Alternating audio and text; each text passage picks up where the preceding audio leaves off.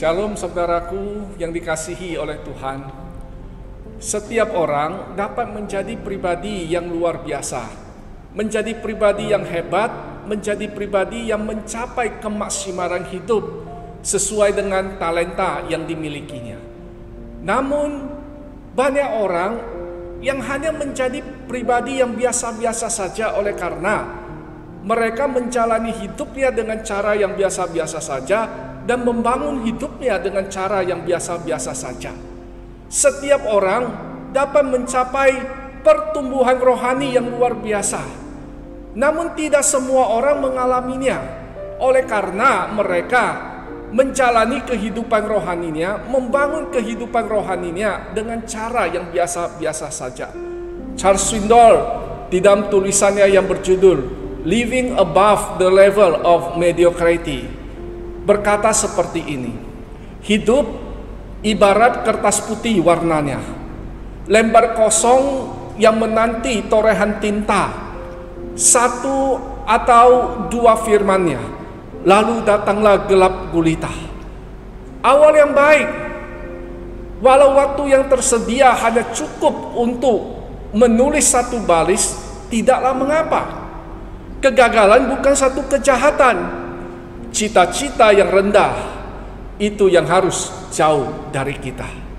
Charles Swindoll sangat yakin bahwa pribadi-pribadi yang dapat mengubah dunia, yang berpengaruh adalah pribadi-pribadi yang memutuskan untuk menjadi pribadi-pribadi yang luar biasa dengan cara hidup dan membangun hidup di atas rata-rata. Isaac de Israre berkata, rasanya sungguh menyedihkan kalau kita berpuas diri menjadi yang biasa-biasa saja, sementara banyak orang yang luar biasa bertebaran di antara kita.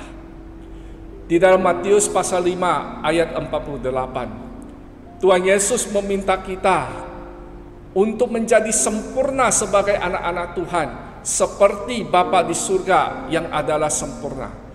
Tuhan Yesus meminta kita untuk mencapai satu pertumbuhan rohani yang maksimal sebagai anak-anak Tuhan.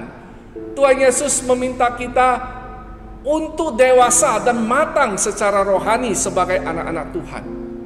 Tuhan Yesus berkata bahwa engkau telah mendengar firman yang berkata, kasihilah sesamamu manusia dan bencilah musuhmu. Tetapi aku berkata kepadamu, kasihilah musuhmu dan berdoalah bagi mereka yang menganiaya kamu. Jika engkau mengasihi orang yang mengasihi kamu, apa upamu? Bukankah pemungut cukai juga berbuat demikian?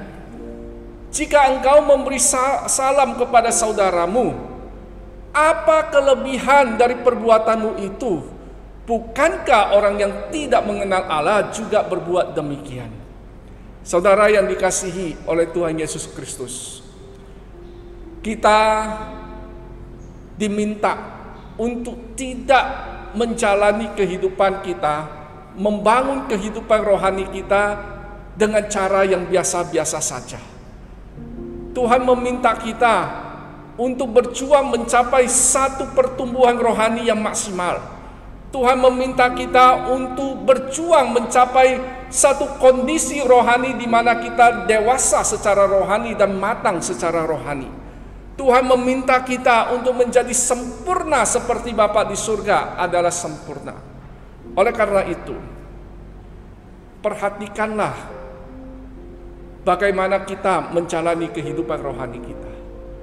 Perhatikanlah bagaimana kita membangun kehidupan rohani kita. Katakan no kepada biasa-biasa saja. Tuhan Yesus memberkati kita.